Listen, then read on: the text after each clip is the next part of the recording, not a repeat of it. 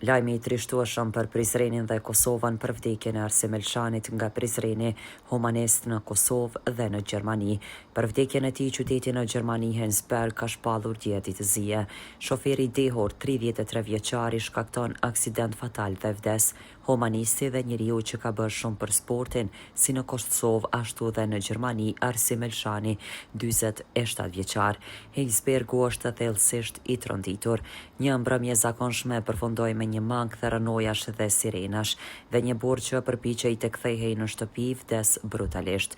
Një burrë 33 vjeçar vrapoi në drejtimin e gabuar si një shofer fantazëm I distrikëndshit autostradës dhe kryqëzimit. Sekonda më vonë ai u përplas ballë për ballë me një burr 47 vjeçar I cili nuk kishte asnjë shans. Përplasja ishte aq e dhunshme sa që të dy shoferët mbetën të bllokuar në makinat e tyre. Zjarfikësit luftuan me rënojat, por ndihma ishte shumë vonë për 47 vjeçarin. Ai vdiq nga plagat e rënda në vend të ngjarje.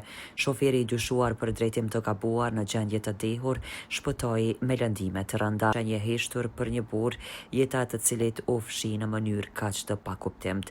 Hetuesit rindërtuan shinat në A46 duke u shtrirë për kilometra të tërë natën. Shoku është I thellë jo vetëm për shërbimet e emergjencës, por për të gjithë rajonin.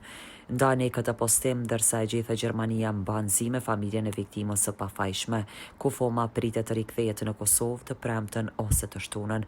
Ai ishte humanist dhe ka vepruar edhe në shoqatën Jetimat e Ballkanit.